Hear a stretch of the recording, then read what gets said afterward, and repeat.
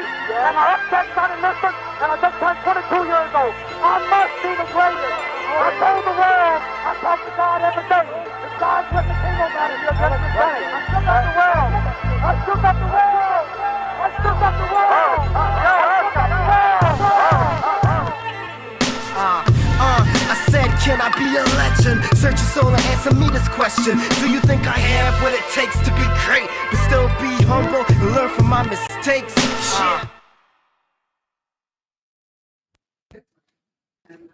Good night, everyone, and welcome to your favorite sports show. I probably shouldn't say that with host of 3 other sports shows, but meh, whatever. It is a big one, as you all know, because football returns officially tomorrow night. But before we get into that, we have some special guests. Y'all are accustomed to Dwayne Marcus from the G.O.A.T Talk podcast, so I don't need to introduce him, especially as I spent the last 2 hours on his show just now. So hopefully you were watching that.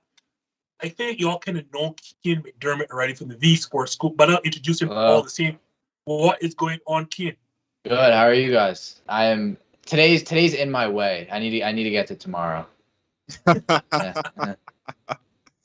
a new guest. Welcome, Chad, from the Chadburn Show, a Philadelphia Eagles fan, but we won't hold that against him. What is up, Chad, and welcome to your show. Yo, thank you so much for having me on. And obviously the Eagles make me at a +1. I don't know what you're talking about here.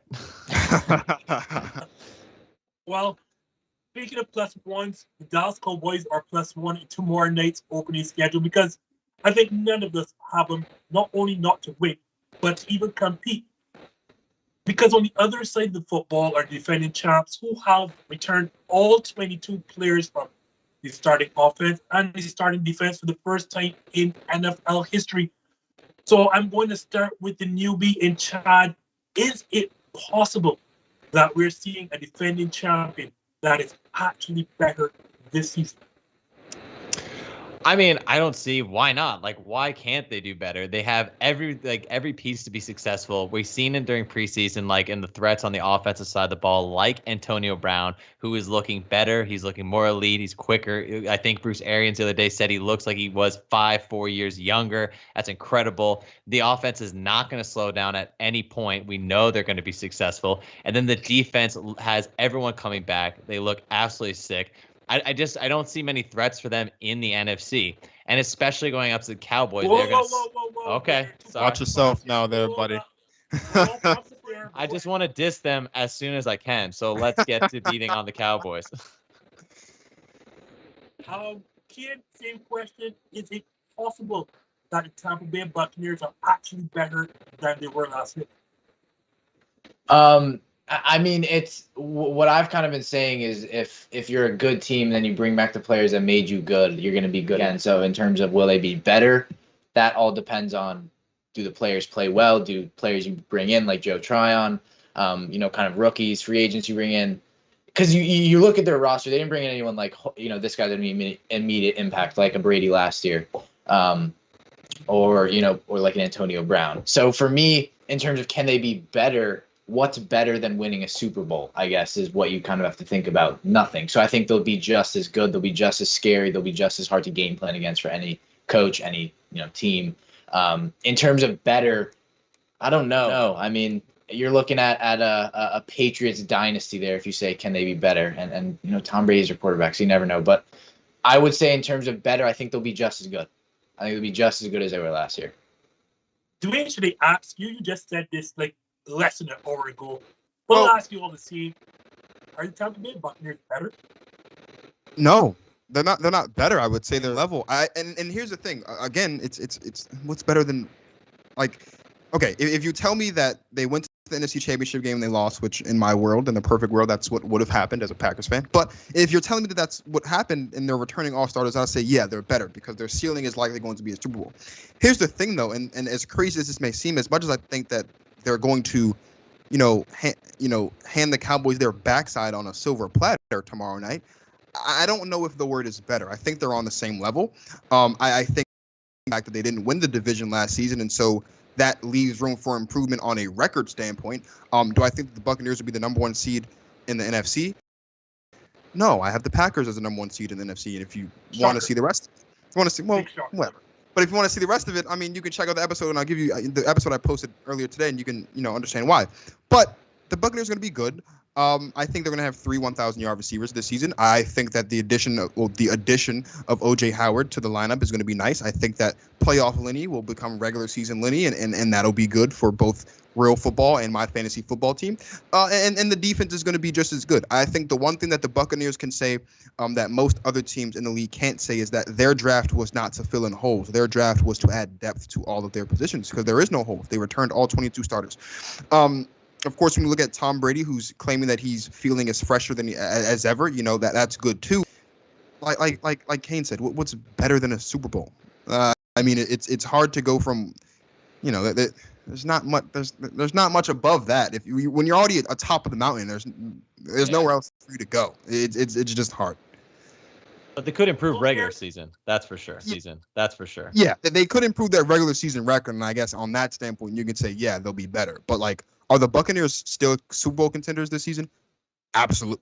Which is what they were last season. It's just really hard to say definitively that they're better. Maybe they'll look better because it'll be one more year of Brady and all that other stuff, and Antonio Brown's supposed to be 5 years younger, or supposedly and all that good stuff. But on paper right now, without having seen them play, they're just on the same level. They are the same as we last saw them walk off the field. So here y'all bringing logic to my show and trying to make me look bad, being the guy with all the silly takes and whatever not. But I will still be the guy with the silly takes because how are you telling me a team that is drafting for depth, not having to fill any holes, they bring in O.J. Howard, as you just mentioned, Dwayne. On top of that, Brady is not injured. We found out that Brady was playing on a bum knee. Now he's healthy. You no longer have to worry about a first-game schedule, which means, unlike the Saints, you're not playing my Packers, you're not playing the Seahawks, nor are you playing the Titans, which the Saints have to do, by the way. Yeah, guys, and on top of that, you have an actual off-season where Brady now gets to learn the offense, or at least gets another year knowing offense with the off-season. Yeah, call me crazy, guys, but I actually think the Tampa Bay Buccaneers are better. Not that they need to beat Dallas Cowboys tomorrow night. So, Ken, I mean, you're a Giants guy, so you're obviously not going to call the Cowboys winning tomorrow night. But I'll ask you all the same. Give me a prediction for Thursday Night Football. Actually, literally today I was talking about, we did a video of it on ours, but I actually other host Charlie Nadell has the Cowboys winning tomorrow night. Wait, who's this? Charlie. Who's this? Charlie. He hasn't. You have not met him yet. Even me and Dylan. I'm sure it's Charlie's the one who haven't. He will not be coming on the show after. Yeah. I have weekly predictions, and I said when it was my part to go, I was like, so Charlie's already starting off 0-1 because we're keeping records of who gets what right. I think I'm going Buccaneers, obviously. I think the only way we see this team happen, I think if there's to be one hole in that Buccaneers team, it's nowhere on the offense, but it's that secondary. Besides the safeties, which is just even more nitpicky. And even then, they have so many. It's not they have the Carlton Davis, their cornerback one, Sean Murphy Bunting in the slot. They obviously have Jamal Dean, who's ridiculously fast. But you don't see that. When you have good defense, you don't see that bully corner like a Jalen Ramsey, Jair Alexander, who you guys have. So in terms of that, you look at the Cowboys receivers. I think that offensive. I think the big point is how is Dak going to come back tomorrow? Is it Dak that we saw who was potentially going to throw for 6,000 yards, or is it the Dak who obviously had that terrible injury and comes back slower? Which again, that who knows? But there's an offseason, so maybe he does come back like that. And then you have 3 fantastic receivers. So I think for the Cowboys, the only way they win this is if this goes to a shootout. If it's a shutout, it's the Bucs and they embarrass the Cowboys in Week 1. But Buccaneers for me. I'm going safe. I want to start smart. My hot takes I'll save for later. So if the Giants fan is obviously better against the Cowboys, there's no way Eagles fan can possibly shot. Not a shot. Not a shot. If hell froze over, not a shot. It's not happening. I think the Cowboys lose. I think they lose. I wouldn't even say big, but I do think they lose. I do believe this game could be a shootout because I think both offenses are very potent. I don't think the defenses, they'll slow them down, but I don't think they're going to keep them out of the end zone. I could see this easily being in the 30s for both teams, but I think the Bucs walk away with this one. the main thing is that, while the Cowboys, I think they continue to get better. I think they continue to be good on offense. They did try and get better on defense, and it could, at least we might see early on, them to give some trouble to Tom Brady. But overall, I don't think the improvements they've given to him is going to change the game at all. I think it's still going to be the Bucs. Dak coming back off the horrific injury on his ankle. We've seen it on Hard Knocks. He seems to be getting better, but he's got the sore shoulder. Maybe or maybe not. That has an impact to it. I think he's going to try and prove himself. I think Zeke's going to come out there trying to prove himself after the kind of weak season with so much fumbles.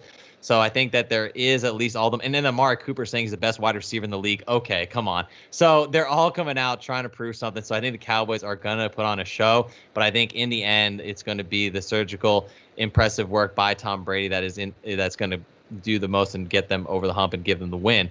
So I do give the Bucs probably something like 35-28, something like that. It could be the highest scoring game week 1 of the entire season tomorrow night. Yeah, absolutely. Yeah. I just don't think the Cowboys have put enough. I know they got Malik Hooker. I know they brought in a bunch of parts, and Micah Parsons going to probably ball out, but I just don't see how they can stop the three-headed monster in the wide receiver core for the Bucs. Same thing, Dwayne Marcus. Are you giving the Cowboys a shot in hell to win this game? First of all, I just want to say no.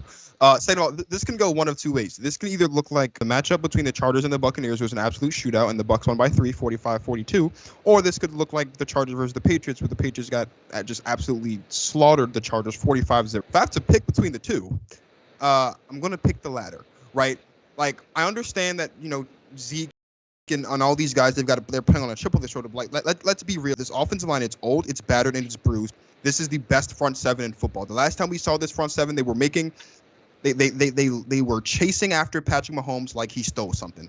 And they're going to make Dak Prescott do the same thing. Dak Prescott hasn't played football since he broke his ankle. We don't exactly know what the status of that ankle is, right? We've seen him in training camp. If I'm not mistaken, he didn't play in the preseason. So, like, we don't know exactly where Dak Prescott is in terms of medically with that ankle.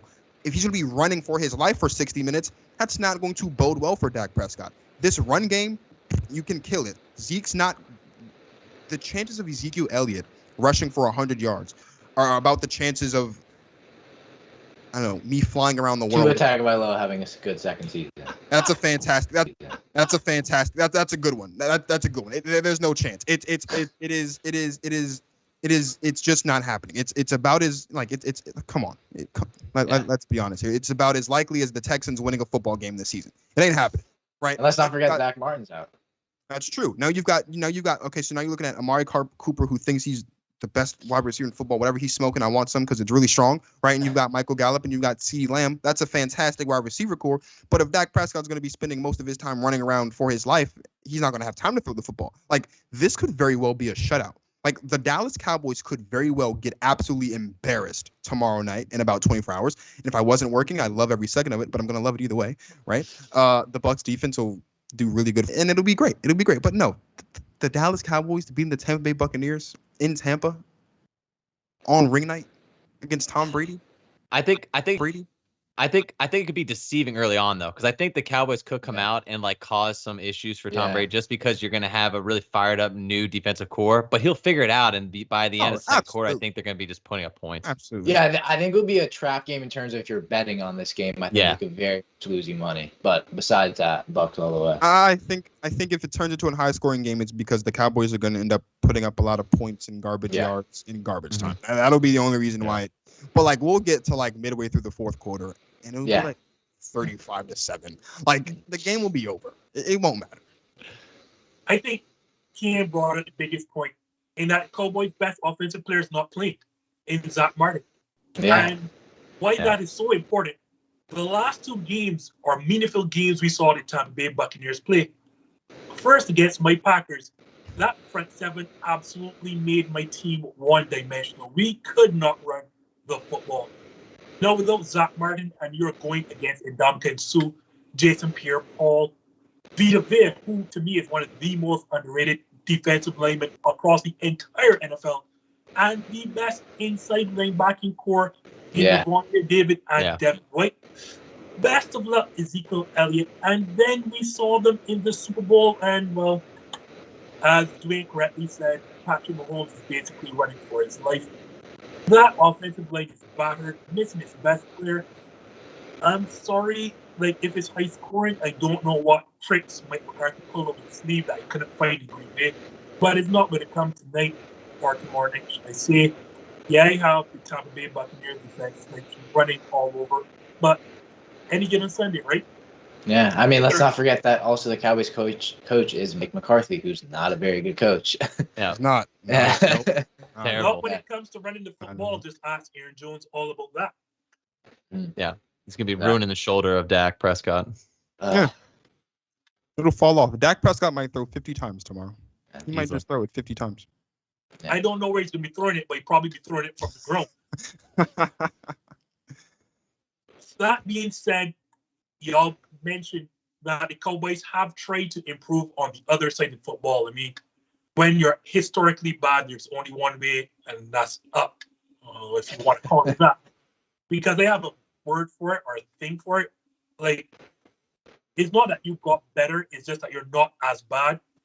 So I know all three of you hate the Cowboys, so I guess you can just pick one of you at random. So I'm going to start you three. Have the Cowboys improved enough on defense? I mean, they did spend their first 6 draft picks on the defensive side of football. Have they improved enough to potentially win the NFC East? Sure. Have they where you're looking at this as a defense that could potentially win a football game in the postseason? No. This is a team that boasts the best offense in the NFC East, and again, when you're talking about the NFC East, you use the word best very lightly, right? But it's a really good offense when healthy. They won't be after tomorrow, so it doesn't matter.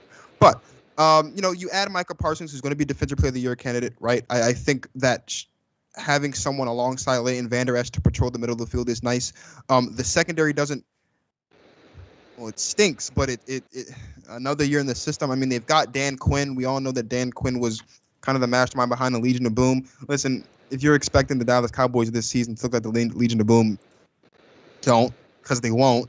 I mean, when you're like really, really bad, and I don't mean like really, really bad like a bad hair day. Like when you're really bad, like you suck, like really bad. The ceiling's really high. Like the sky is the limit, but they won't even make it like 15 feet off the ground. Like this is still going to be a really bad defense. This is still going to be a football team that's going to be forced to win the football game with Dak Prescott. And when you're coming off of an injury, the way that Dak Prescott plays the game of football, a quarterback like that being forced to have to carry much of the load, it's not good. Like we've seen what Russell Wilson had to do last season, bailing the Seattle Seahawks out of constant situations because of the bad defense. That's going to be what the Dallas Cowboys are doing again this season. And for some reason, I stupidly enough have them winning 10 games. I don't know why, but I have them winning 10 games this season.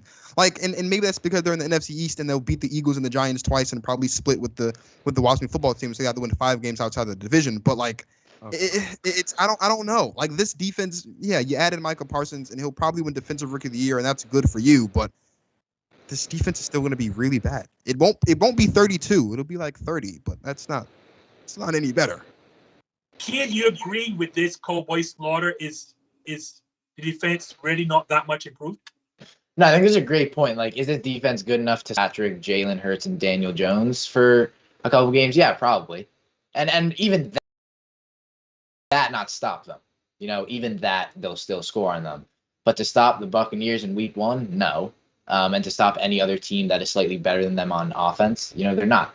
Micah Parsons, I think, is a fantastic player. I think they kind of got screwed because it was like Surtain or J.C. Horn in the draft, and they both got taken, which sucked because they needed that corner. And now you have Trayvon Diggs, who was destroyed last year, and I hate that because I like him.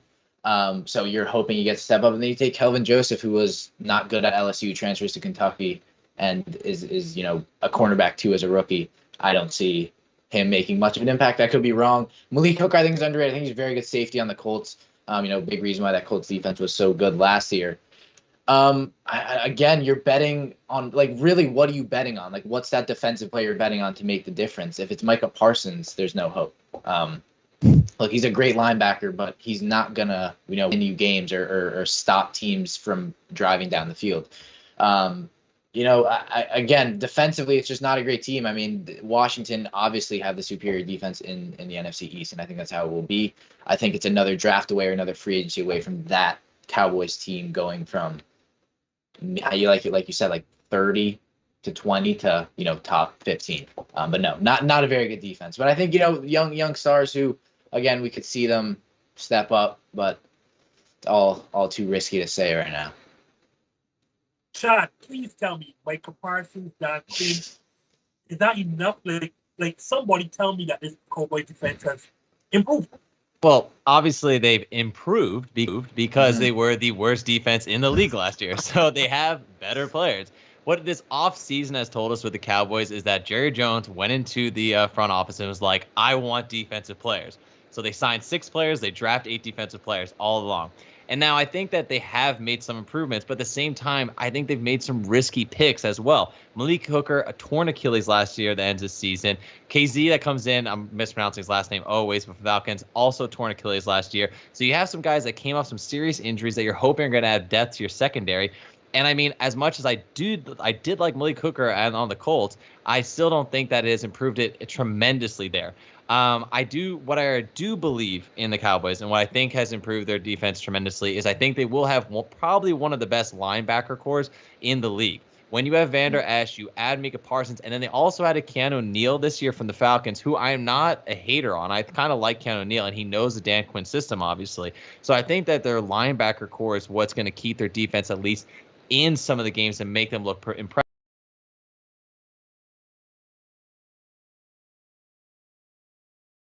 And while they may be able to stop the run, they're not going to be able to stop the pass. So do I think they're now in maybe the top 25 defenses? Maybe. I think they could get close to that. I just don't think that they're going to be that good. And as Kian just said, like with the Washington football team, that's going to be the best NFC East team, like on the for defense. So I don't think they're going to surpass them. But I mean, they really did try and put it all on the defense to improve. I think they brought in at least some interesting names. But in the end, they're not going to be a top defense in this league. They're just too far away from it. It needs time to develop for sure. And it's just funny you say they're the best linebacking core, and then they're deciding not to pick up Vander Esch's 5th-year option, so then they'll lose him, and it'll be Micah Parsons. So it's like that's what I mean. And I guess isn't good. That's it's like this 1 year they're hoping for it all to go, but it's like I believe now we'll see how it goes, and maybe they can draft better. But it's been ridiculous. So Dwayne, you're gonna have to hold on a second here because I did not pick this cast by accident. I knew I was going to spend some time in the NFC East, so I took a Philadelphia Eagles fan and a New York Giants fan. So we're going to have to hold a second win because I want to hear between these two guys. And like first take, I know that the Cowboys does drive up the ratings for, whatever show you have. So I'm going to start with you, Kian. Well, I don't expect a Giants fan to tell me the Cowboys will win the division. So who do you have taking the NFC East? I mean, I think it's up for grabs, and I think when it goes to that, it's not unfair for you to go for your team. I will say, Chad, unless it's the Eagles. I think the Eagles are too much.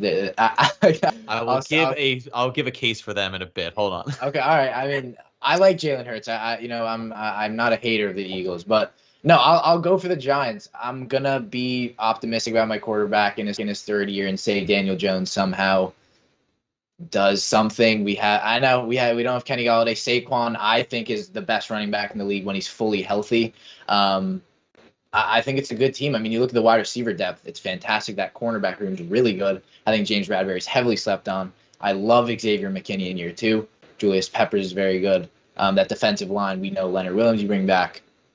I think losing Dalvin Tomlinson was a bigger blow than people had it. And I mean, again, coaching is the same thing. Like not very good coaching, unfortunately. And yeah, I mean, it's tough. We had a guy comment that Daniel Jones will win 12 games this season for the Giants. So I'm hoping that it's slightly worse than that, but still good enough. But I'll go for the Giants. I'll go for my team. Chad, make your case why the Philadelphia Eagles will win because I'm just expecting this NFC bias.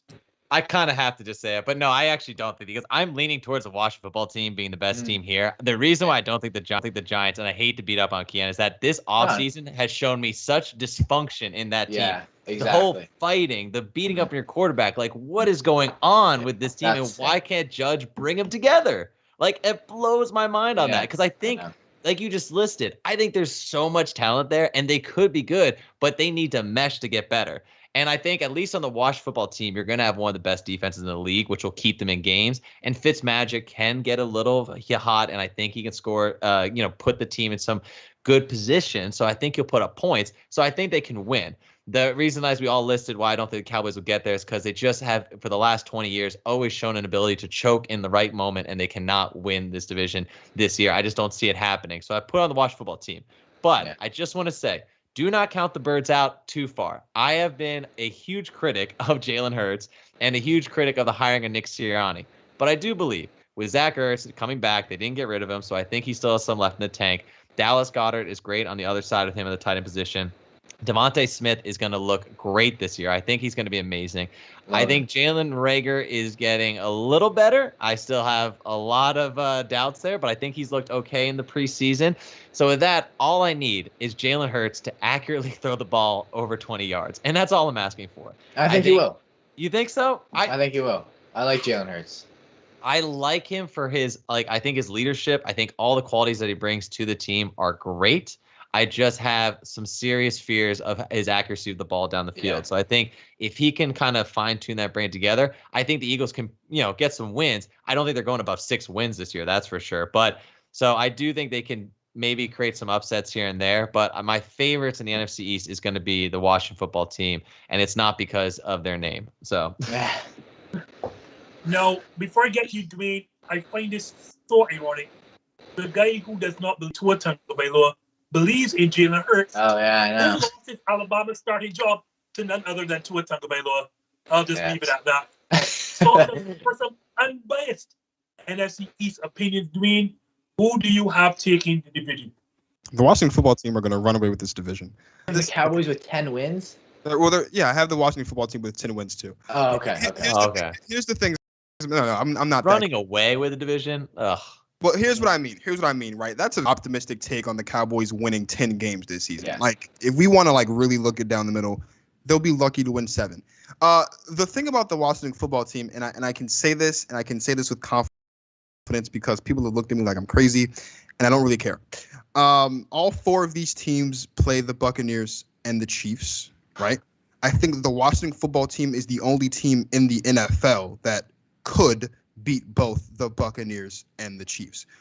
And it starts with the defensive side of the ball, right? When you look at what they've got with Montez Sweat, Matt Ioannidis, and Chase Young in that front 4, you've now added Jamin Davis to that linebacker core, who I think that's really what they were missing. They were really missing that field general type linebacker, and that's what he brings to the table. And then, of course, look at the secondary. You've got Fuller, you've got Jackson, you've got Collins. Like, this is a defense that from top to bottom will be, as I've said a couple times over the course of the offseason, will likely be the best defense in the league this season, right? So you've got that working for you. You come on the offense side of the ball. This team reminds me offensively of the San Francisco 49ers 2 years ago. And where were the San Francisco 49ers 2 years ago the last time we saw them? They were in the Super Bowl.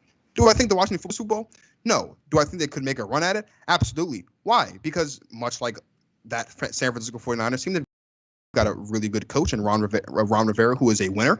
They've got a quarterback who's definitely not top 15 in the league this season, and they have valuable pieces on the offense. You have Logan Thomas, who played really, really well on the back half of last season. Of course, you have Antonio Gibson, who I think is going to take that next step this season in his second year. You've got Terry McLaurin, and now you've got Curtis Samuel, who's questionable to start week 1, but I think he'll be fine as the season progresses. And so when I look at this football team, I'm saying they don't have the best offense in the division, but they do have the best defense in the division. And when you've got the best defense in the division with really questionable offenses, you're going to do very well in your division, right? And when you look at specifically the 2 games against the Chiefs and the Buccaneers, they've got the one thing that seems to be the kryptonite for these two teams. And that's they can get to the quarterback with just 4. They don't have to send all of their front 7. They don't have to send 5. They don't have to send 6 to get to the quarterback. And I think that's what's going to be the key to success for the Washington football team this season.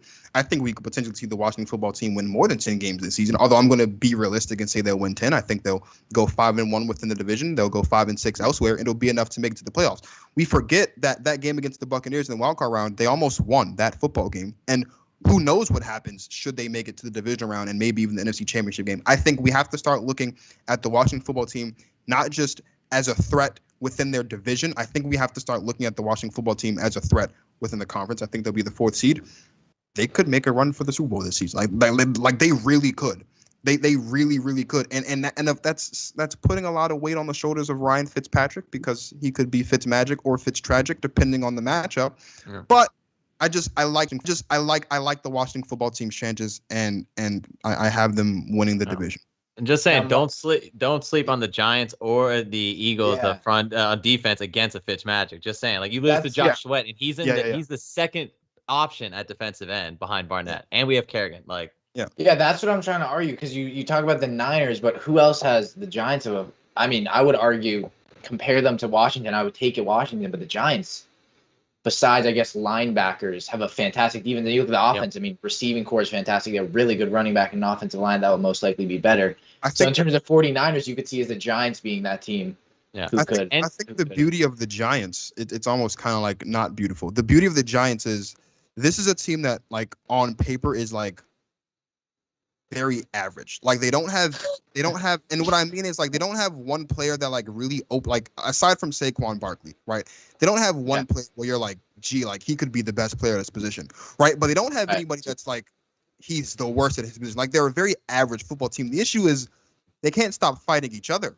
Like I would argue above. I would say, but they've got some, but they've got a. I think they have. Probably after the Cowboys, they've got the best wide receiver core in the division. Daniel Jones, I think, is going to open a lot of eyes this season. I think he'll be pretty good this season. I think Saquon, because of the strength of the wide receiver core, I think Saquon will likely make it through the season this time and not get injured because the load will be lesser. I think the Giants would be in the running for it. I think if there's one team where I look at that's not that where I say this because a team that could potentially give Washington some trouble, I would go to New York. And then I would go to Philadelphia just because I don't really like the Cowboys, but also because. Well, that's the thing. In those division games, they play the hardest. There's always a possibility for some upsets there. So I think they're going to be very tough games. And the only thing I would just caution, especially Giants, like I always this is my only issue with Saquon Barkley, right? Is that like if you look at the numbers, like when teams stack like 8 in the box on Saquon, he's only averaging about a yard and a half. So you need Daniel Jones to open up and be able to throw the ball accurately to that wide receiver corner. So I think if they do that, then I believe Saquon could have an amazing year. But that's the whole issue, is that if they have to rely on the run game entirely, it's tough for the Giants. And I think it's like similar with the Eagles that we need to have some type of passing threat, and it has to come from at least some wide receivers, not just the tight ends. And there's always these, and especially in the NFC East, there's always these little bits that if they can just overcome, they could be a good team. We just took over Justin's show for like 50. No, sorry. NFC East getting heated. Yeah. Because I'm about to say something crazy. The thing is, I love Washington's front 7. I absolutely love it. Yeah. And they also have the best coaching division in Ron Rivera. I think that is without a shadow of a doubt. Here's my problem, though. There is a reason Ryan Fitzpatrick is on his 9th team. Because he has 100 and wait, hold on. Let me make sure and get my stats correct. He has 169 career interceptions in 165 starts. Let's think about that. 169 interceptions in 165 games. And you are relying on this quarterback to win the division. I love the defense. I'm relying on Cam Newton to come in. But here's what I'll say. And I don't mean to cut you off, Justin. As realistic, I also think that Cam Newton might get added to this roster at some point this season too, and that'll change some things. I think we tend to forget that Ron Rivera's, like the offense that Ron Rivera's runs that he ran at least in Carolina, was very run friendly. This is an offense that rely heavily, not heavily, but we're going to see like the run pass split is going to lean heavy. I would say maybe 60-40 on the run game. Now that's a lot for your second year running back, but they've also got J.D. McKissick and they've got some other third string running back whose name I can't think of right now. But I think here's the thing about Ryan Fitzpatrick.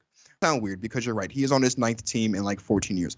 Ryan Fitzpatrick is the type of guy that he's fearless, right? And that works to his advantage and it also works to his disadvantage. Like, he's not afraid to fling the ball down the field without being able to see. We saw him do it in the Dolphins jersey last season. It was like all over everything. He's just throwing the ball. He's like, next, looking this way. He's throwing this way, right? Yeah. He's fearless. And that can work to your advantage or your disadvantage. I think we're going to see out of Ryan Fitzpatrick this season, though, and call me crazy. I don't think Ryan Fitzpatrick is going to be taking a lot of those risks because I don't think he's going to have to, right? I think in most of the games this season, the Washington football team is not going to be playing from behind. I think they're going to be playing from the front a lot this season. And a lot of those risks that we've seen Ryan take over his career has been from playing from behind. And if you're in a situation where not only are you taking the ball out of his hands more by putting it in the hands of your back, but you're also, because of the way that your defense is playing, you're going to have some really good field position situations where at the bare minimum, a lot of their possessions, I think, or at least a nice portion of them could end where you're guaranteed with at least 3 points, right? You're looking at a situation where Ryan Fitzpatrick might actually throw less than 20 interceptions this season. And that might be crazy. I mean, it's laughable, but it's possible. I'll say this, guys. There's a reason I'm not NFL general manager. It's because I like to keep it simple. And I'll show you the simplicity in my thinking. Who won the AFC East last year? Buffalo Bills. Who has the best quarterback in that AFC East? Josh Allen. Buffalo Bills. Not Tua Tagovailoa, we'll just say that. Who won the NFC North last season? The Green Bay Packers. Who has the best quarterback in the NFC North? The Chicago Bears. You see where I'm going with this, right? Y'all see where I'm going with this, right? Yes. Yeah. Typically, right, you're going to win the division if you have the best quarterback in the division. Okay. Now I see where you're going. Cowboys I won't tell you the team with the star has the best quarterback in the division, so I'll just leave it there. Yeah. So are you saying you have the Cowboys winning the division this season, Justin? All I will tell you is that Dallas Cowboys have the best quarterback in the division, and I'm just going to leave it at that. By like 5,000 miles. by yeah. What it was Michael Irvin said last year. He said that Dak Prescott is a Tom Brady in the rise, and I was. All right. Well, this is not first take, so we do not have Michael Irvin screaming and spitting and talking absolute rubbish. Sweating through his suit. So please let me finally get off of this Cowboys talk and go to actual other games. There are plenty to watch for. And I'm going to start with you, Chad. Outside of tomorrow night's season opener, what is the game that excites you the most? I'm actually very looking forward to the Cleveland Browns versus Kansas City Chiefs. I really want to see how that game is going to match up because I have been talking up a lot of the Cleveland Browns. I think that they could be a really good team in the AFC, and I think that this is the ultimate test against this Kansas City Chiefs team. So do I believe the Cleveland Browns are probably going to beat the Chiefs? No, but if they could keep it close and this defense can actually do something and slow down that high-power offense, I think that is the ultimate signal that this could be the winning of the AFC North is going to be the Cleveland Browns and that they could go far in the playoffs again. I really do believe that they are going to be a tough and great team this year, and I think that it's going to be also another mark to see after the Kansas City Chiefs had such a tough time against a really good defense in the Super Bowl. Can the Kansas City Chiefs get back on good footing and prove that they are such an elite offense and can overcome all the different defenses they're going to face? Because the Cleveland Browns, I do believe, have a sturdy defense. They proved last year that they were relying on defense as well and a strong running game. So can the Browns at least make this into a really good game? And can the Chiefs also just prove again why they're the best team in the AFC? So I'm very excited for that game. I think it's going to be, I'd like to see if Baker is going to be in the equation at all. I think he's becoming a decent quarterback, but I do believe obviously the Browns are going to rely on the run game. Nick Chubb is going to carry the load of that. But it would be cool to see if Baker can really get into this game and actually put up some big numbers. And with OBJ back, Jarvis Landry, let's see how the Browns are going to perform. But I think that's going to be a really fun matchup, and I'm excited to see that one in the AFC. Same question, Kian. What is the matchup that you are most eager to see this opening weekend? I'm stupid and just saying this just to say it, but I actually think the Jaguars against the Texans is going to be a great game just of are they really that bad? The Texans, because when we predicted the it was split. Like we had I had the Jaguars, and we have 4. So there was 2 Jaguars, 2 Texans, and I was like, wow, like I really thought people would go for the Jaguars, but it's gonna be funny. Like we could see the Texans being undefeated going into this week 2, which would be weird. But I think there's a lot. I think like in terms of games that aren't mainstream, like I think the Panthers-Jets game is a fantastic game to watch. Darnold, week 1, not in New York, best rookie in preseason. There's a lot. I mean, week 1 always brings the best because it's the first you see of new players against old teams. Yeah, I mean, I'm just excited. I all the games. I'll give you all of them. But if I think again, like the Packers Saints is a fantastic game, and you would think, well, why? Because Drew Brees and the Saints aren't contenders, but like Jameis Winston, who knows? He's apparently the hardest working player at his position. So let's see if that pans out. But I'm really excited. I would say, I think instead of going Browns Chiefs, I really think the Texans Jaguars game will be an interesting one to watch. But as always, I'm an NFL fan, so all of them will be very, very exciting to watch. What a time to be alive to hear somebody actually say James is the hardest working quarterback in the league. But I know. I didn't hear that. He can finally see. I didn't say it was true. I'm just saying that's what he said. Dwayne Marcus, what is the matchup you are most eager to see this opening weekend? Aside from the Packers game, obviously, because I'm a Packers fan, I think the Browns-Chiefs one is a good one. I've got 2, and I'm kind of cheating here, but I don't really care. I always cheat when I come on Justin's show. The first one is Chargers in Washington. I think that's going to be outside of the fact that obviously it's Justin Herbert versus Chase Young, but this is going to be, I think, the first. Well, not I think, it's a fact. This is going to be the first big test for Ryan Fitzpatrick as it pertains to playing a top 10 defense, because the Chargers are going to have a top 10 defense this season. We're going to see just how well not only Ryan Fitzpatrick handles pressure, because this is a defense that can rush you with 4. We're also going to see just exactly what happens if this team hits adversity. I think the Washington football team are going to win this football game because it's at home, and I guess that's nice, and you always pick the home game or whatever. But Justin Herbert's going to look nice against a tough defense. Like, it works both ways, right? You're going to get to see Justin Herbert against a really good defense. You're going to get to see Ryan Fitzpatrick against a really good defense. The other one too, and this is going to be weird, I actually am interested in the Eagles-Falcons game, because aside from the fact that the Eagles and the Falcons have always had really good games the past couple of seasons, we get to see Arthur Smith in this new look Falcons offense, of course, with Kyle Pitts. I'm like, Kyle Pitts is likely going to win over the Eagles defense, and that's going to be fun to watch and enjoy. But the other thing too is, and I've been beating this drum all offseason, I said it when Justin and Chad were last on my show together, that Matt Ryan might make some noise and potentially be in the discussion for MVP or Offensive Player of the Year because of this new offense. But when you look at the way that this offense is constructed, now that Julio Jones is gone, Calvin Ridley is going to have more targets and a bigger role, as will Russell Gage. They also have Mike Davis in the backfield, as Justin and I know very well. Arthur Smith's offense is tight end and running back friendly. So we're going to get to see exactly what this run game can look like. I said in my show a couple hours ago, and I'll say it again here, the Falcons and the Panthers and the Saints, like, obviously the Buccaneers are head and shoulders above the rest, but you can't count them out. And I think 3 teams, I think the Falcons are the one team in the division that's not the Buccaneers that could potentially sneak into the playoffs. I don't have them in the playoffs, but I wouldn't be surprised if they make it, because you've got a situation where Matt Ryan, who's thrown religiously over the past couple of seasons over 4,000 yards, like, this could potentially be a really good offense this season, maybe top 10. The defense does leave a lot because the defense stinks on all 3 levels. But it's just going to be an interesting game. We're going to get to see Jalen Hurts. I think it'll be a shootout. Actually, it'll be really nice. Dude, man. I think it's going to be because it's 2 really bad defenses against 2 offenses that are like they can hold their own. I think it'll be good. The Eagles linebackers trying to cover Kyle Pitts is going to be something that will give me nightmares. Yeah, I mean, let's not forget it's a Falcons team that's classically had defensive coaches. You bring an offensive one, and who knows what could happen. And then the most overrated offseason move of Julio Jones going to the Titans. Like, he's just not going to be that good. No.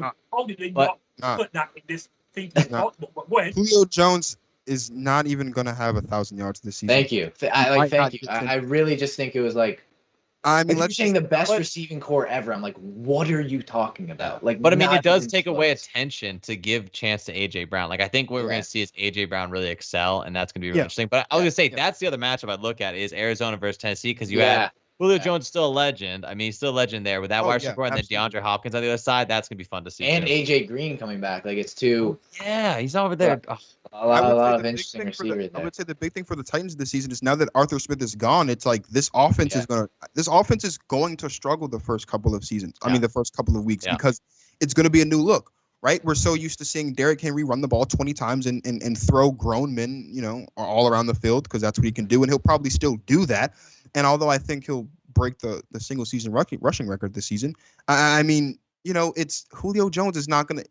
This isn't now. If you're telling me this is Julio Jones of 5-6 years ago, then yeah, this is big for the Titans. Titans are going to the Super Bowl. You can lock it. It's just not, especially when you've got a guy like Ryan Tannehill. He doesn't have that great of an arm. Like he's not going to be able to put the ball up on the top shelf and deep like the way Julio needs it on the. It's just going to be tough, but that's going to be a good game too. Yeah. Hey, Ryan Tannehill, what was it? Almost top 30 in the NFL 100 list or whatever. Yeah, it was. on PFF. Yeah. We did a reaction video to that, and I was with my ridiculous. Like he was like the QB 4. Like Yeah, I couldn't. Yeah. Yeah. I mean, let's not talk about PFF. They had like Justin Jefferson at wide receiver too. So it's a popularity contest there. Yeah. That's all it really is. So, the game of the week has to be Packers Saints, right? No. It is. It is listed as Fox's America's Game of the Week. So it's one of them. I'll give you that. It's one of them. It's that one, and it's Broncos Giants. Though that's the two. Oh yeah. They've got this Game of the Week. No, the game I'm really looking forward to is that matchup of the AFC divisional game that Chad alluded to. It is. I have to see what the Browns look like against the Chiefs. Yeah. Because I honestly believe if there's a team built to beat the Chiefs in the AFC, exactly what I was gonna say. has to be the Cleveland Browns. And so I have to see if the Cleveland Browns can get it done because they can run the football, one of the best lines, if not the best line in all of football. They have the best running back tandem, in my estimation, in Nick Chubb and Kareem Hunt. And why that is so important to beat the Chiefs, keep Patrick Mahomes, Travis Kelce, and Tyreek Hill on the sideline. And they can do that by controlling time possession. But more so, I think we're underselling the work that they've done on that defensive side of the football. I mean, we all know about Myles Garrett, but they drafted Greg Newsome, who I wanted in Green Bay, invited John Johnson. And I do think that the Browns have the ability to get after the passer, and we saw what happened in the Super Bowl against the Chiefs. I am salivating for that Week 1 matchup just to see if the Browns are who we thought they really were. Wait, before we move on, Justin, I just want to ask you a question because we kind of had this conversation in my show about Baker Mayfield, right? And you said that you're not really sold on Baker Mayfield. So I just have to ask, right? If Baker Mayfield beats the Chiefs, which I have Baker Mayfield and the Browns beating the Chiefs Week 1, are you going to be like, are you going to be sold? Like, what is it going to take for you to be? Because I think, listen, and I said this on my show, and I'll say it again. Baker Mayfield, I feel like is a type of quarterback where he's not going to. He can definitely lose you a football game, but he can also very easily win you a football game. If you take off Patrick Mahomes and Tom Brady and Aaron Rodgers and Russell Wilson off the table, and you ask me to pick a quarterback and in the NFL Deshaun Watson, to pick. Ryan Tannehill.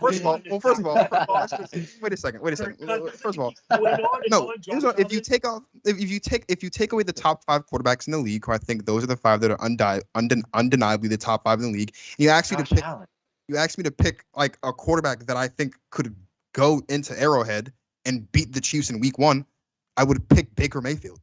And it's Why? I don't not know. even close. The Chiefs don't lose in September. The Chiefs don't lose in September.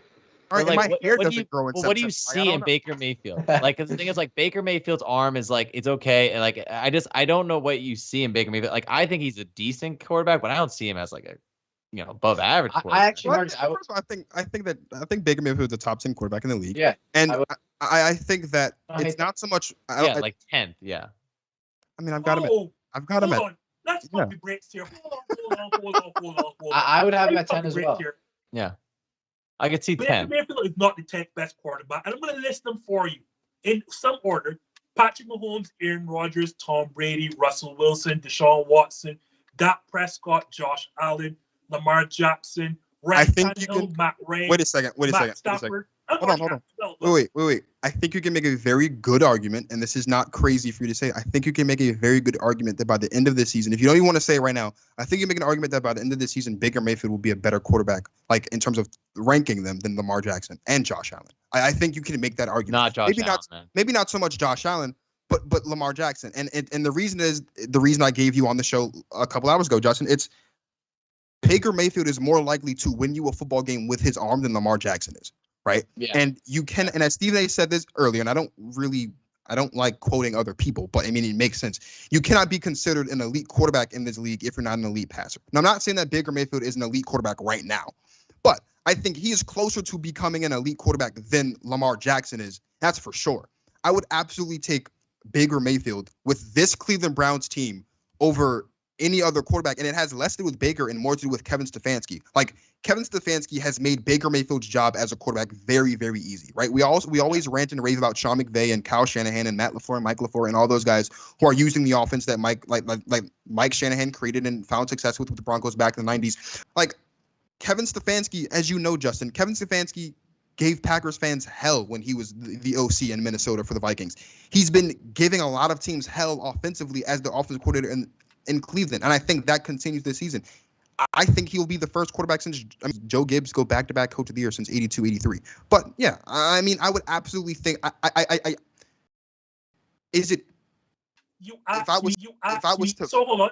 If I was to bet, question, yeah, I'm going to answer it twofold for you. One, if the Cleveland Browns do beat the Kansas City Chiefs in week 1, it won't be because of Baker Mayfield. It will be because Patrick Mahomes, Travis Kelce, and Tyreek Hill spent more than half the game watching it on the sideline as Nick Chubb and Kareem Hunt ran roughshod all over that bad run defense, which it really is bad. But second and most importantly, to get to the point of why Baker Mayfield is not good, and you kind of making it for me. You cannot be a good quarterback if your head coach / offensive coordinator spends an entire game plan hiding you, intentionally hiding you. So then how, so based on that logic. I'm going to hold on. Until the point when the Cleveland Browns do not do what they're supposed to do to run the football and they go to Baker Mayfield throwing, what happens? Well, let's take the New York Jets game towards the end of the season as the perfect example. For whatever reason, for whatever, I don't know, intelligence that Kevin Stefanski has, that I don't, Baker Mayfield dropped back more than 40 times against a New York Jets team that was tanking to get Trevor Lawrence. Do you know what the result was? They lost. I'll tell you. 3 interceptions and 2 fumbles. Yeah. This is why I can safely tell you Baker Mayfield is not a good quarterback. The reason we have seen the Cleveland Browns have success and Baker Mayfield not turn over the football, Kevin Stefanski, in his infinite wisdom, emphasizes running the football. And when Baker Mayfield has reads to make, he cuts the field in half for him. Is either off of naked bootlegs or play action fakes. He eliminates half the field so the reads are simple. Big, if you're doing that for your quarterback, is he really good? So then, based on that logic, how can you rank Ryan Tannehill above Baker Mayfield? Because that's what they were doing in Tennessee with Ryan Tannehill. They were hiding Ryan Tannehill in the offense. You do know Ryan Tannehill has multiple playoff wins in Tennessee. Yeah, to sure. Baker Mayfield's one. So well, that's because Baker Mayfield just went yeah, but also Baker Mayfield was just in the playoffs for the first time last season. So I don't know if that's a fair assessment on the quality of Baker Mayfield as a quarterback. Here's what I'll say. And I'm getting ahead of myself here. I think that Baker Mayfield will be fine. I think Baker Mayfield will lead this team to double-digit wins again. They'll be in the playoffs. Like, this is a team that, whether we want to say it's because of the defense or because of Kevin Stefanski, the rushing game, like, Baker Mayfield is going to be one of the reasons why this team could potentially make the Super Bowl this season. And I don't think that is a crazy thing to say. I think that's a fair assessment of the game. And like I said, if you don't think that Baker Mayfield's top 10 right now, that's fine. I think by the end of the season, Baker Mayfield will prove his value and prove that he's a top 10 quarterback in the league. Even if it's at number 10, he's among the 10 best quarterbacks in the NFL. Yeah, I agree. I mean, I think when you're looking at Baker Mayfield, if you were to look at, what is he good at? Is he a fantastic thrower of the football? No. Manager, yes. He's a very, very, very good game manager. I think he's a top 5 that in the league. Look at the best game. Like it's hard. I will agree. Look, Baker Mayfield top 10. I think I can agree. If you have him in, I don't hate it. If you don't, I'm neutral with either. You can have him in, you can't. I think him and Tannehill is kind of exchangeable. I think he's better than Kyler Murray, who a lot of people have in their top 10. I think he's better than. I didn't even mention Kyler Murray. Oh my gosh. I think he's better than Matt Ryan. And I mean, if you're asking me, I'm taking him over Tannehill as well. So I think he would be in our top 10. I mean, I think you can't deny that this Browns team, while it's bad to say this, almost beat the Chiefs last year at Arrowhead. So there has to be some substance there. You improved that defense so much. Denzel Ward's back. Greedy Williams is back. You bring in John Johnson, the most underrated, criminally underrated signing of the NFL free agency. He's a fantastic safety. You bring in Greg Newsome, who's aggressive. He's 6'1". He's a modern corner, big guy, very good coverage skills, can play zone, can play man. Stefanski, one of the most underrated coaches. I think he will be one of the best coaches for a long time. And an offensive line that's clearly the best now, especially with the Colts injuries. I think them and the Bucs are close. So I hate to talk about how good someone else is because of what they have around them, but for a quarterback like Baker Mayfield who needs help, this is the best team you'll get.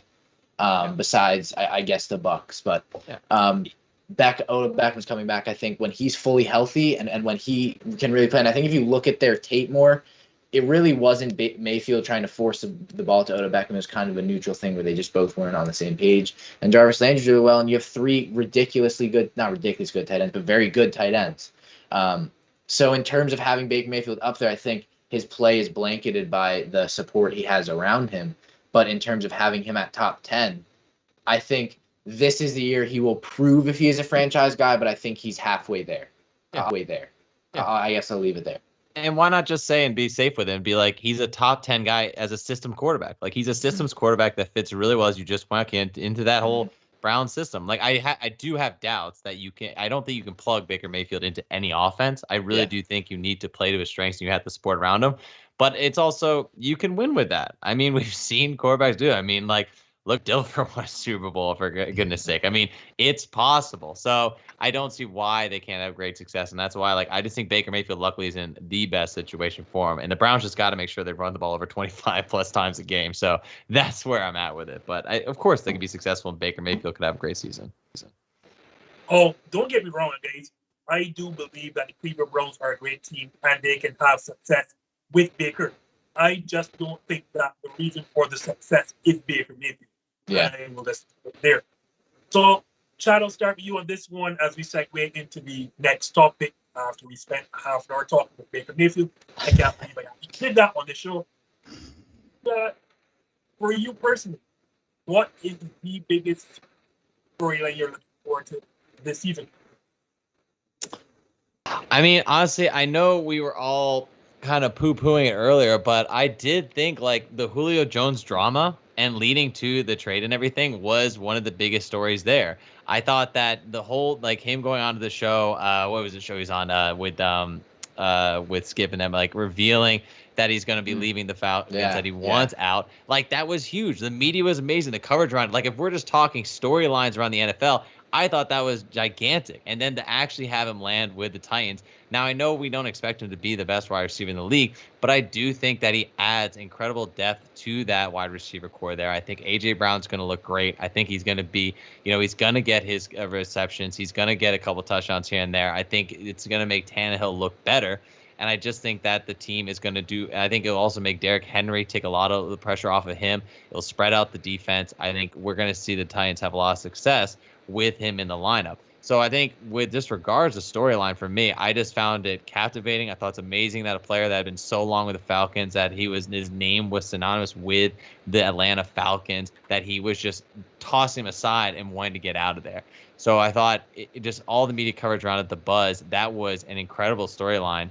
And it's also just showing again the strength and power that these star players are going to have. The other great one, obviously, is Aaron Rodgers, but nothing came out of it, right? So there is the amazing media of how players have so much strength to be able to get themselves to other teams, how they're able to use their clout to really move the media, move fans to make them want to get out of teams and get teams that want to actually trade them away. So I think that has just been incredible to see. Also, just how much the power. So because we see this in the NBA all the time, how players can dictate where they're going and how they're going to trade and when they get out of contracts and can move away from teams. We haven't always seen that in the NFL. We're seeing it more and more every season. But it was one of those high caliber names that was able to really push the message and get himself out. So I think it's just for the fact of how it's going to impact the NFL, impact trades, impact people leaving teams. That all together has really been the big story for me in the NFL this offseason. Ken, for you going into this season, what is personally the biggest storyline of the 2021 NFL season? I think it'll be the biggest storyline in the NFL in the past 5 years, and that is the week before the Buccaneers play the New England Patriots. Now with Mac Jones as a starter, Tom Brady going back to Foxborough, this will be the most interesting week in NFL football since, I can't remember a game with more hype. This is good. And it's funny to say because it probably won't be really close. It might be, I don't know, but Bill Belichick knows Tom Brady very well. It's Bill Belichick and Mac Jones.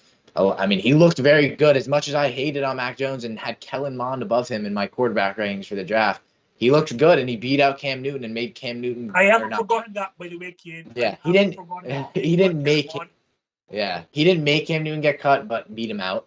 Mac Jones, much I hate it, he may have a low ceiling, but what he's at right now is very, very good, and he's going to be impressive. It's going to be a very, very interesting week because just the history behind both of that. And I think a big point is how good both, because if the Patriots are playing well, this is going to be a fantastic game. And I'm not sure if it's prime time, but I'm sure, I think it is. I'm pretty sure it actually is. It's going to be a very, very good game. I think it has to be. I think you're right. But yeah, Justin, I have dirt on you. You had the Jets making the playoffs this year. So we got the biggest storyline of the year. 5-6 months ago. So okay, all right, good. Thank God you did. But hopefully Kellen Mond will be what I think he will. But if not, it's all right. We miss it. We miss it sometimes. Could I even ask, as a fellow Packers fan, what is the biggest storyline for you personally in the 2021 season? I've got a 1A and a 1B. My 1A is, and I said this earlier, Mac Jones has a chance to break one of the longest Alabama streaks in history. There has not been a quarterback to start and win a playoff game since 1982. It is possible that Mac Jones ends that streak this year. I think we could see Mac Jones take the New England Patriots to the playoffs and win a playoff game, right? That'd be interesting, but no one really cares about that.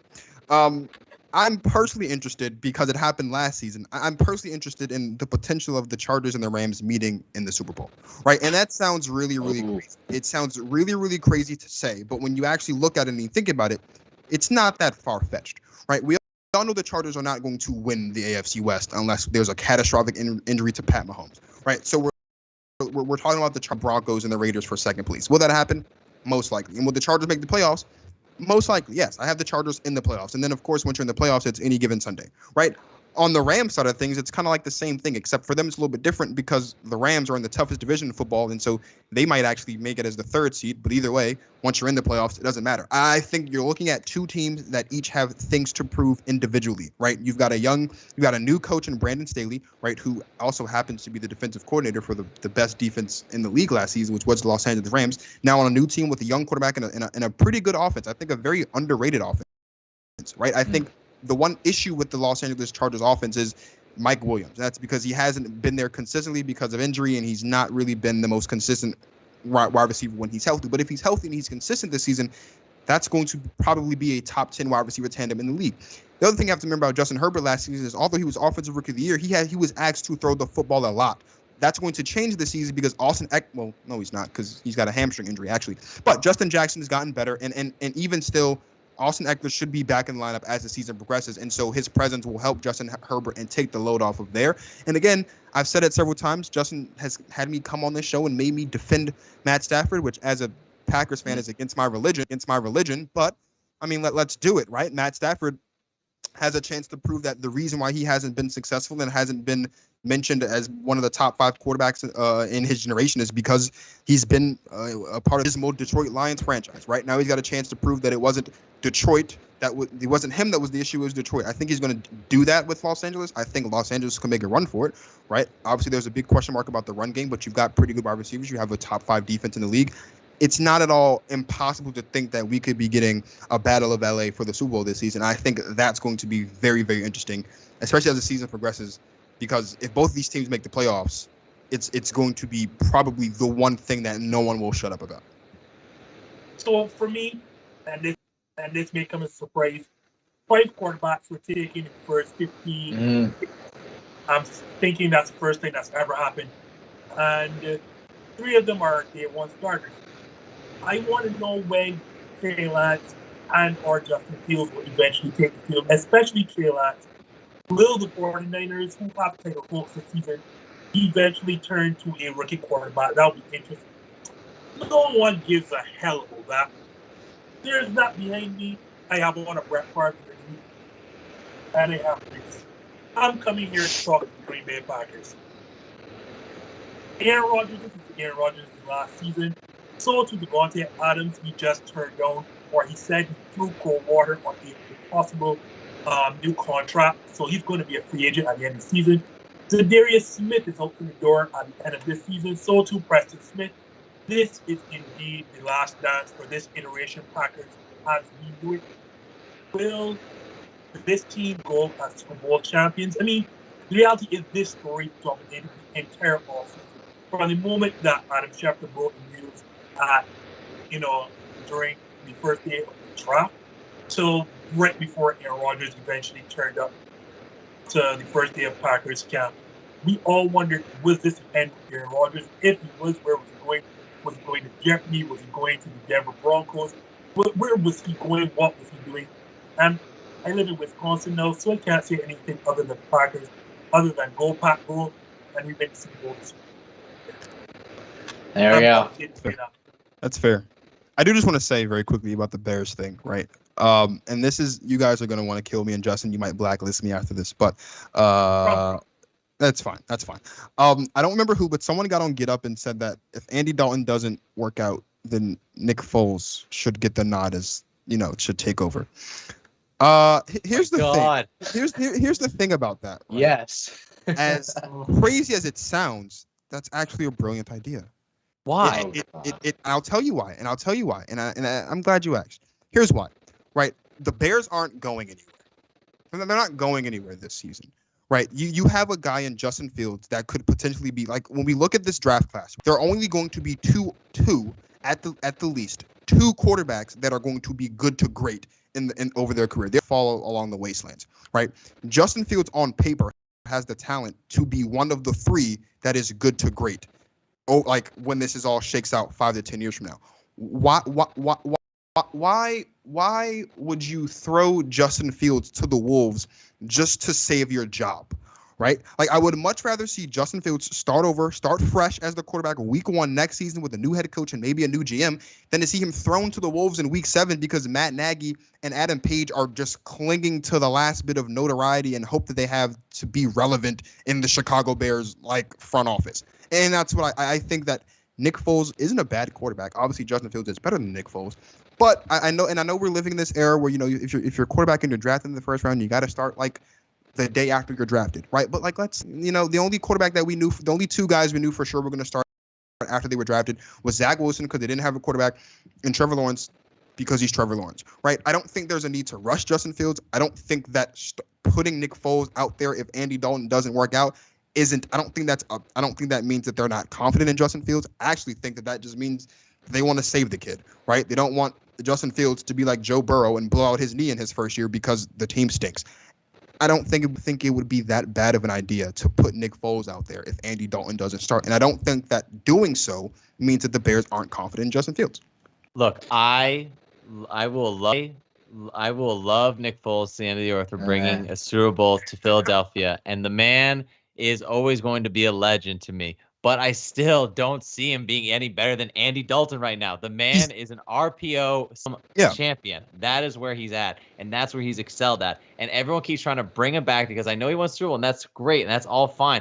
but he's not been successful outside of that system of the RPOs and being able to recognize field. Like, he's really good at that. I don't think he's going to be better than Andy Dalton in Chicago right now, and I don't see why you don't bring Justin Fields in later in the season. You suffer through Andy Dalton. He's not doing great in 4 weeks. The Bears do not have a terrible stretch of games, I believe, in I think later mid to late season. So I don't see why you can't just go ahead and put Justin Fields in there against weaker teams and let them just kind of go through and give practice and real-time experience with no expectations for him to win games. I just don't see why you don't give Justin Fields that experience now for half a season. Here's what I'll say. If they take the Philadelphia approach, right, and they put in Justin Fields like they did with Jalen Hurts, like in the back half of the season, when like the season's already wasted and you're not playing stiff competition, that's completely fine.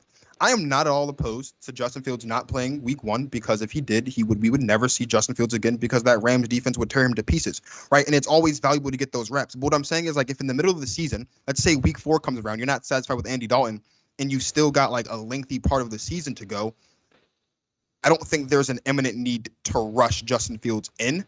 And I think that having him play the last couple of weeks of the season, like we saw with Jalen Hurts, would be beneficial for Justin, right? Because there's no pressure.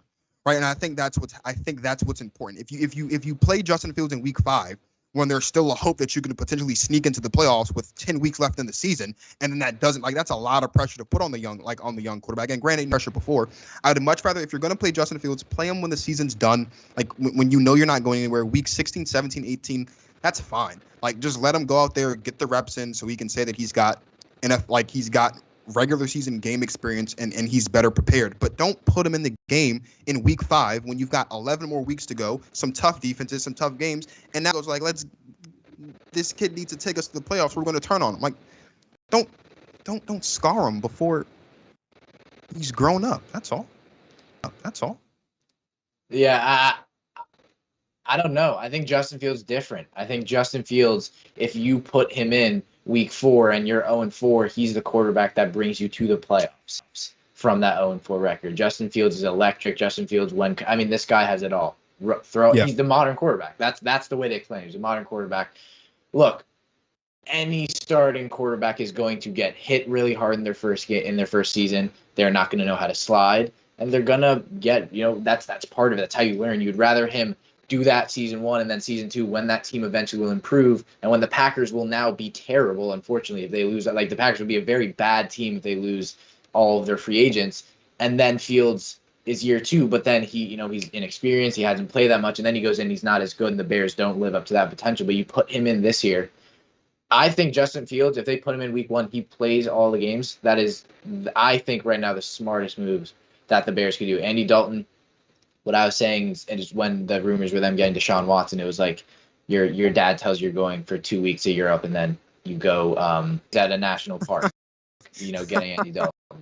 Because he's not good. Andy Dalton's he has accepted the role as a QB2. Cam Newton hasn't. He has. Nick Foles, I actually completely forgot he was on the Bears.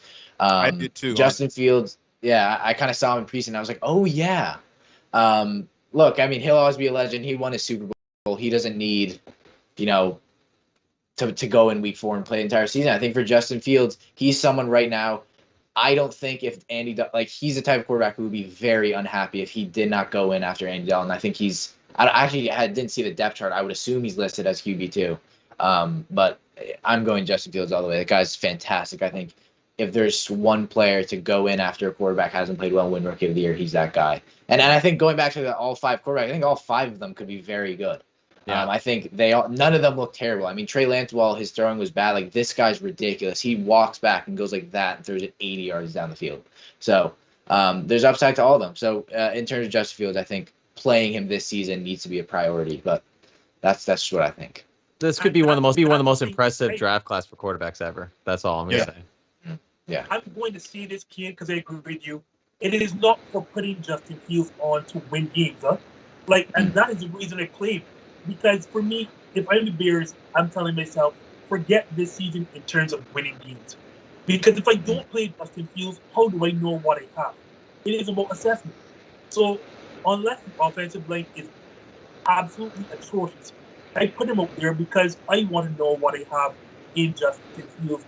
And no matter how good you are in practice, practice can never replicate game time.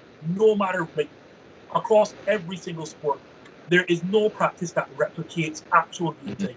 And that's the reason they put Justin Fields up there. Because, Kane, you're right. The next season, the Green Bay Packers are going to look bad. There's no Aaron Rodgers, no Devontae Adams, no Zadarius Smith, no Preston Smith. That is when you should be looking to win the division.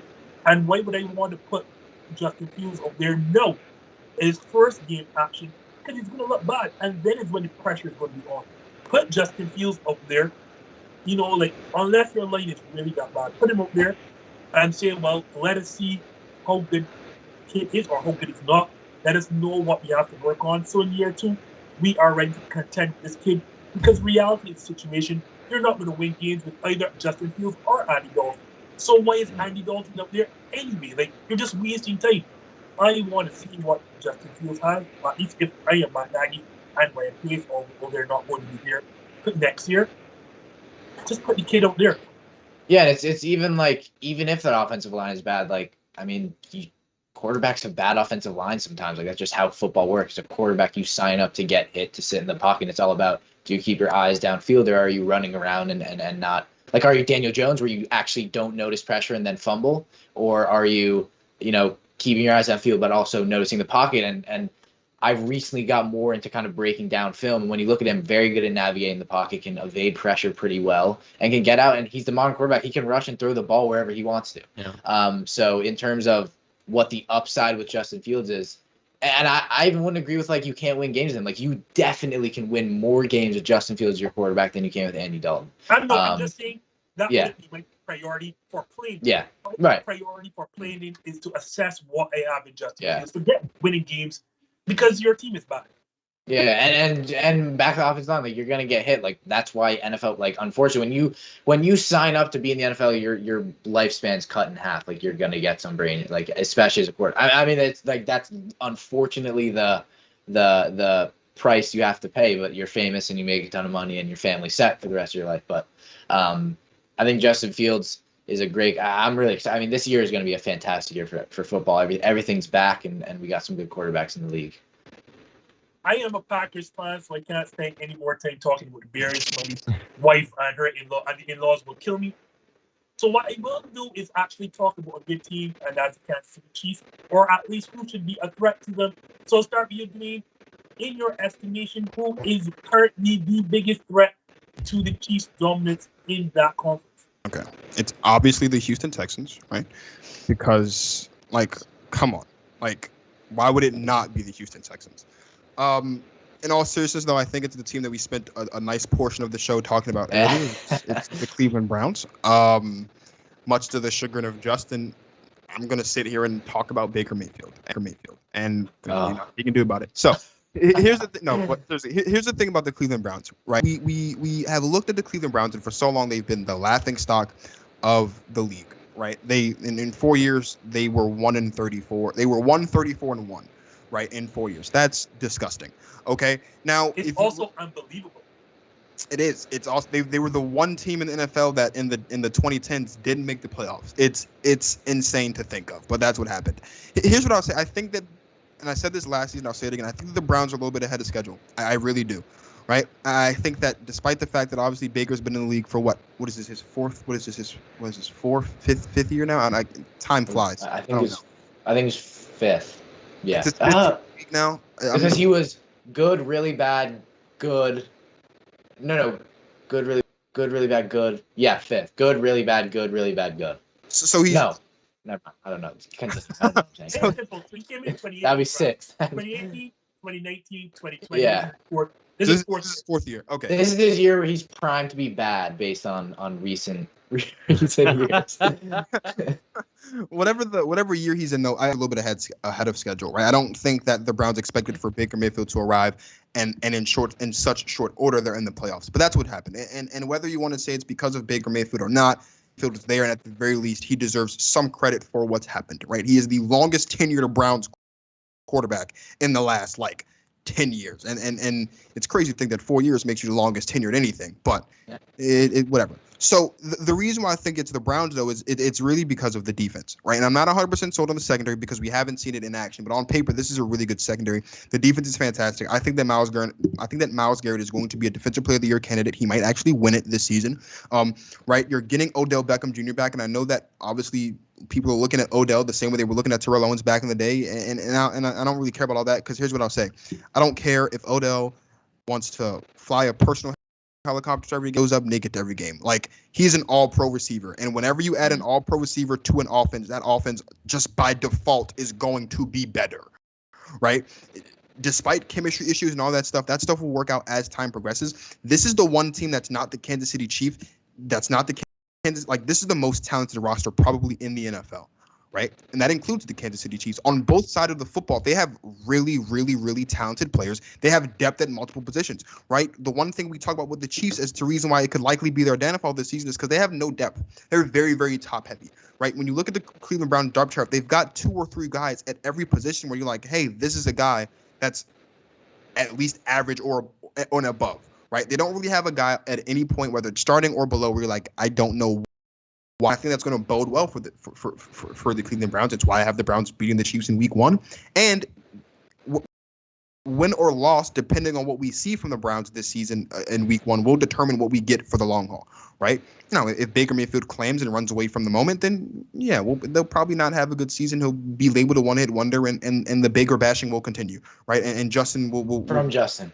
Yeah, Justin will be banned on Field that. day. Right? Show titled this Justin Baker sucks. On the other hand, right, win, lose, or draw, if Baker Mayfield goes on there and looks good, looks like the top 10 quarterback that I'm saying that he is, even if in a loss against the Kansas City Chiefs, lose to any team in the conference, I would rather lose to the best team in the conference than the worst team in the conference, right? And it's really hard to beat Patrick Mahomes anyway. The Browns are the biggest threat to the Kansas City Chiefs, and it's not even close. Do you agree, Chad? Are the Browns really the biggest threat to the Kansas City Chiefs in the conference? Oh, yes, I have some way disagree. No, I don't think. Yes, I think the Browns will be good, but they're absolutely not the biggest threat. The 2 biggest threats to the Chiefs in the AFC right now is going to be the Chargers and the Bills. And I think the reason I'll go back to Justin point is because they have the better quarterbacks. I think that if we look at the quarterbacks in the AFC, the best 3 quarterbacks are going to be Justin Herbert, Josh Allen, and of course Patrick Mahomes. But we're talking about a threat to Patrick Mahomes' team.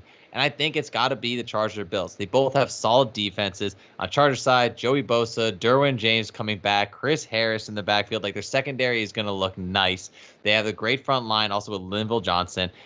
With the Bills, they continue to look great. I love their linebacker, Tremaine Edmonds. Like, I think that the Bills are going to be great at defense too. So they're going to be able to put some threats and slow down the ball against the Chiefs. And I think both offenses have the best quarterback that can sling it to a decent enough supporting staff to score the ball. So I really do. The LA Chargers are one of my favorites. I thought last year they were just a coach away from being a really good team. They were able to put up points. They just could not win situational football, and I put the onus on the coaching staff. So hopefully this year that they'll be able to get over that hump and be able to excel and win a lot of games.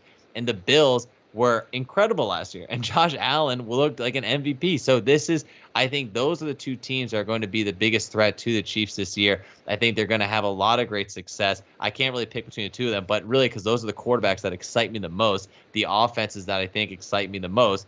The Bills are just a running back away from being good. I don't believe in Singletary. I think Zach Moss is eventually going to take his job and be the better running back. But overall, I think the Bills are going to have a great year, and same with the Chargers. So I'm excited for those matchups, and I think that's where it's going to come down to the playoffs, is one of those 2 teams against the Chiefs. Kian, Bills, the Chargers, Browns, or is it somebody else that is the biggest threat to the Kansas City Chiefs? Yeah, I mean, I'll go, Browns. Obviously, we don't need to touch on them too much. I don't want to get Justin too mad. But, again. Hold on. I believe in the Cleveland Browns. I just don't believe in Baker Mayfield. Right, fair enough. Stefanski, I think obviously coaching team, good team. The Bills, I very much like, but how did they get much better? They didn't. That running back needed to be addressed, and I'm very, very mad at it. Like, if they got Travis Etienne or Najee Harris, I think Etienne would be the better choice. I mean, I guess Etienne got injured, but, he would have been on a different team, so maybe he wouldn't have gotten injured. But I think that running back, this doesn't make sense like when I speak it, but like a one facet offense. I know that makes no sense, but they can throw, and that's basically it. I mean, Devin Singletary, I could tackle him. He's not okay. That's a bit of an overstatement, but he's not a big guy. Zach Moss as well is the same size, but just a little bit bigger. That offensive line, I think, is still good. Obviously, I am very much an advocate for Gabe Davis having a very, very good second season. And obviously, Stephon Diggs is one of my favorite receivers, especially in fantasy. I draft him all over on all of my leagues. And then, tight end wise, there's not much there. I believe they lost Croft, one of their better ones, to the Jets. And then the defensive side of the ball, you have aging safeties. The linebacking core I love. They bring back Matt Milano on a long-year deal. That linebacking core is still very good. And Tre'Davious White, you're hoping is better, but like does more. Like last year, you just didn't hear him that much. I guess because that's we had corners getting 9 and 10 picks, which you don't see that much.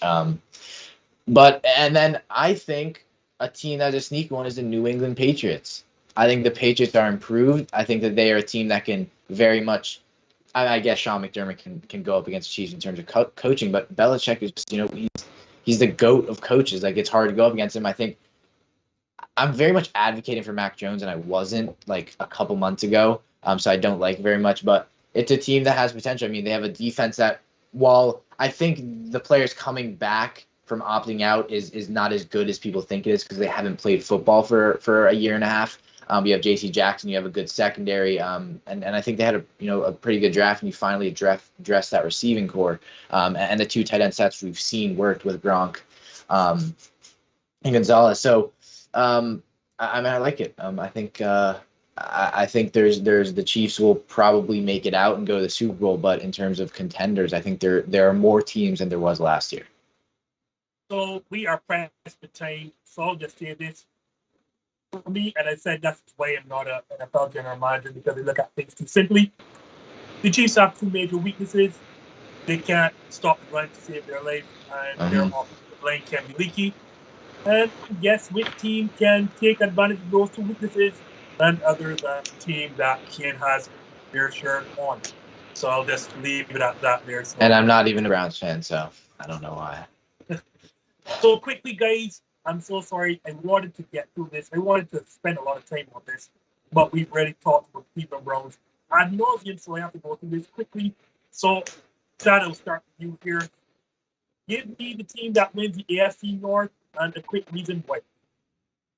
Oh, it's the Cleveland Browns. I mean, I think they have the best offense, the best coach, the defense. I think the Cleveland Browns win this AFC North easily. So you're saying that Kevin Stefanski is better than both the coaches in Pittsburgh and Baltimore? That's what you're saying here? I guess what I'll say is I think Stefanski's getting on that level. I think Mike Tomlin is the only other coach really that I think is like head above shoulders, because Harbaugh, I mean, he's adapted and he's got great, but I don't think he's always excelled. I like Harbaugh, and he's adapted really well over years, but I don't think what we've seen or what Stefanski's taken this team to the next level. I still put Tomlin above Harbaugh, and I think Stefanski's finally getting up there. So I say I really like and I'm excited for what Stefanski's bringing. And I still think if we look at all the quarterbacks, I'm afraid of Lamar Jackson slipping down. I think that defenses are starting to figure him out. And unless he can really continue to throw the ball from the pocket and be excelling there, I think the Ravens are still going to have some struggles against other teams. It's still going to be electric, but they're going to struggle.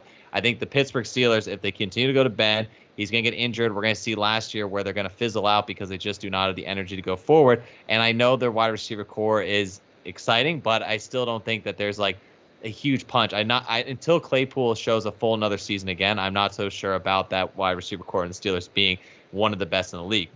The Browns, for me, are the best team because they're the most well-rounded team, and I think will be the most consistent team. I think they'll be able to win hard games, grinding games, because their defense will keep it in them. I think because they have a run game, they're going to be able to control the clock and win against a lot of good teams. So I think the Browns just have all the tangibles there in order to be successful, and I think they're going to be able to beat those AFC North teams and control like a high-flying offense with the Ravens. And I think the Steelers, I just don't see them coming anywhere near this. And I mean, I didn't mention the Bengals because it's not needed. It's not necessary. So I go for the Browns.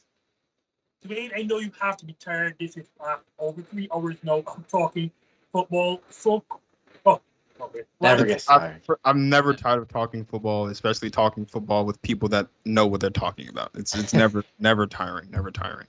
I'll take that compliment right now. Yeah. Doing AFC North. Who wins it? Browns, for all the reasons that I've spent the last about 3 or 4 hours discussing, right? I mean, what's to be said that hasn't already been said? I guess I can give you the reason why the other teams won't win. The Bengals won't win because they're the Bengals. The Steelers won't win because despite the fact that Mike Tomlin is the only coach in the NFL right now that's, I'll say been employed with their team for at least 5 years, he's the only coach in the NFL under that doesn't have a losing season. He's yet to lose with this football team, right? I think that continues. They'll be 9-8. They might sneak into the playoffs, but they won't win the division.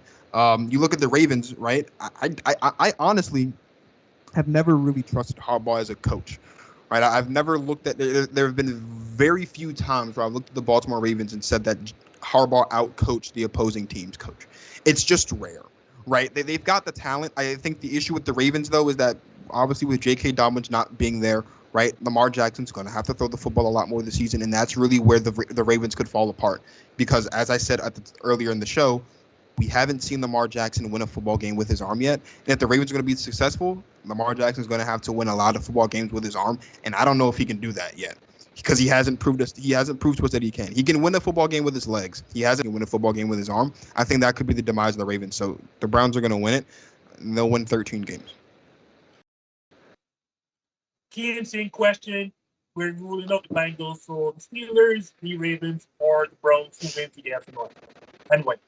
I will just say this: the Bengals could win a couple games in that division. I think the Bengals will be a bit of a trap game for a couple of those. Look, I was kind of leaning toward the Ravens, but they just fell apart. I don't know, Justin, if you know about this. I'm very, very much. I love the NFL draft. I almost love it more than the NFL. I don't, but it's close. I loved Rashad Bateman, like my favorite player coming into the draft. I think he just offers so much, and he's not there. I'm not sure. I think he's out till week 4. I'm not sure. He's out. And you lose J.K. Dobbins. You lose a lot of those weapons that bail Lamar out when the defense figures him out, which I think was a great point, Chad. They did last year, and it was a problem. Like, I had Lamar in fantasy 2 years ago, and I was like, holy crap, I'm never not drafting this guy. And then I drafted him last year, and I was like, okay, he kind of sucks. Look, interceptions were a problem for him. They were, unfortunately, when he was forced to throw the ball, he couldn't throw it accurately sometimes. And the Browns, again, I mean, that team is we've spoken on it so much, it's almost too much. It's never too much to talk about a team, but that team is incredibly well-rounded. I think coaching and just sheer like talent, they just have it all. So I'll go Browns, but it's a tougher division. It's one of the better. I would argue probably the second best division in football. So I'll go Browns, but actually I think I'll go Browns. I think I'll go comfortable. So here's the funny thing, right? I do believe the Browns are the best team in the division, and I don't think it's close. I think that they are the best team in terms of depth and well-rounded, like on both sides of football. But here's the thing, right? I love this thing called schedule and who you have to play. Mm-hmm. And the Ravens have benefited from a relatively soft schedule because they didn't win the division. And I went through team by team the matchups. And as much as I love the Browns, I really do, even though I'm not a Baker Mayfield fan, I have the Browns going 12-5. And hold my beer for this one. Even with the loss of J.K. Dobbins, Justice Hill, and Rashad Bateman earlier, they do like Rashad Bateman, by the way. I have the Ravens going 14-3. Would you believe it? And I know that's going to come back and bite me in the ass. Jeez. I don't have. That's arguably making. Go ahead. Sorry. Yeah, I don't know if I have a team going over 13 wins in the entire league. Well, I just think that's the Chiefs going 15-2. So okay, yeah, that's the one. But I think. Like with I hate it, especially for the Steelers. Like I would just say 8-8, perfect record. But now the addition of Week 18, I've said it 50 million times. I hate it because you can't like predict 500. Now you cannot say that word anymore. I'm talking about football, which sucks.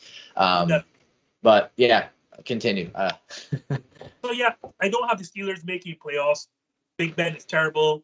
Yeah, they added Najee Harris, but the offensive line is still also bad, and their receivers are vastly overrated. I'm not a fan of either Juju Smith-Schuster or Chase Claypool, so no, not them. TJ Watt is not playing or not practicing and may never play again in Pittsburgh because you know that they don't negotiate contracts during the season and he wants one. So that is their best player by a mile. Yeah. So, and that's just that. So if Marshall is on the show, she will be cursing me and telling me that I am half hour over the allotted time. So guys, I want to thank you all so very much for giving me the best NFL preview show ever. Chad, as the new guy on the show, please tell everyone here how to find you and what you have next. Yeah, so after a long hiatus, we took a break till the football season. The Chadburn Show will be coming back next week. You can find us on all the streaming platforms, obviously Spotify, Apple Podcasts, Google Podcasts. It's the Chadburn Show. Also on Instagram, we'll be coming with new content and making sure we're keeping that up to date. It is obviously an Eagles-focused podcast, but we'll be covering all things NFC East and NFL throughout the season, and it'll be season 2 coming this next Tuesday. The episode will drop.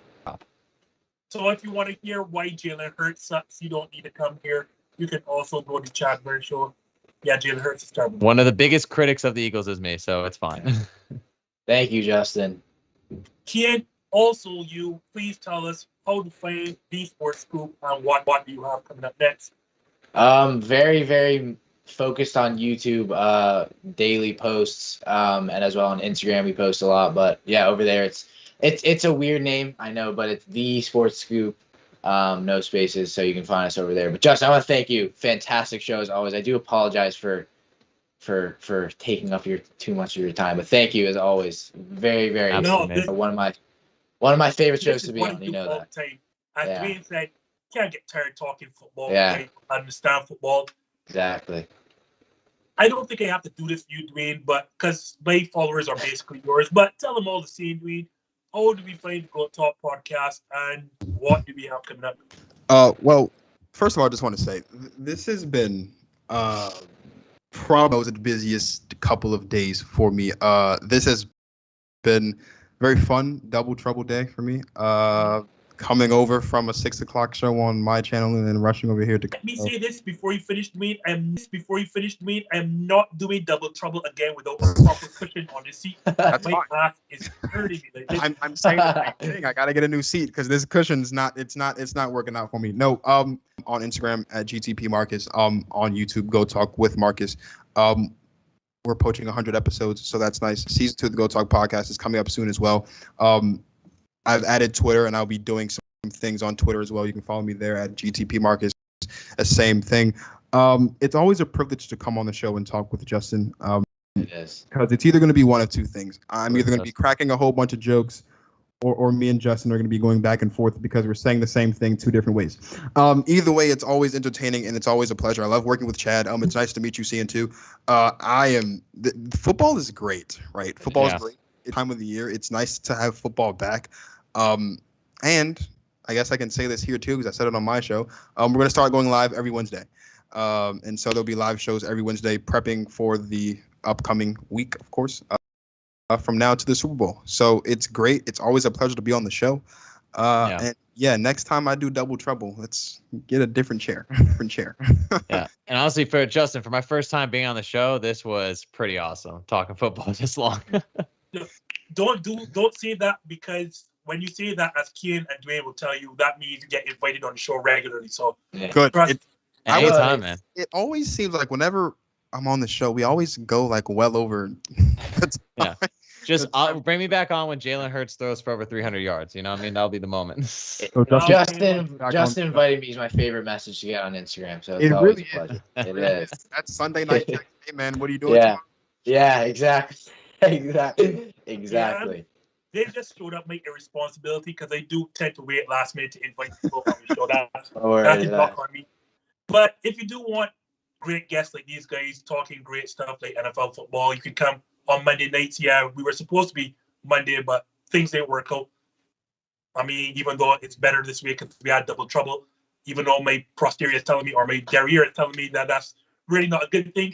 But usually Mondays, 8 o'clock to 9 o'clock Eastern time, this is what we do, and not 8 o'clock to 9:30. So for Chad, for Kian, for Marcus, from their various shows, this has been this Justin, and we're signing out. And thank you so much for watching. Enjoy your football on Thursday night. Thank you, guys. Thank you. I don't have a mark on my face, and my upset son in Lisbon, and I just turned 22 years old. I must be the greatest. I told the world, I talk to God every day. If God's with me, ain't no matter.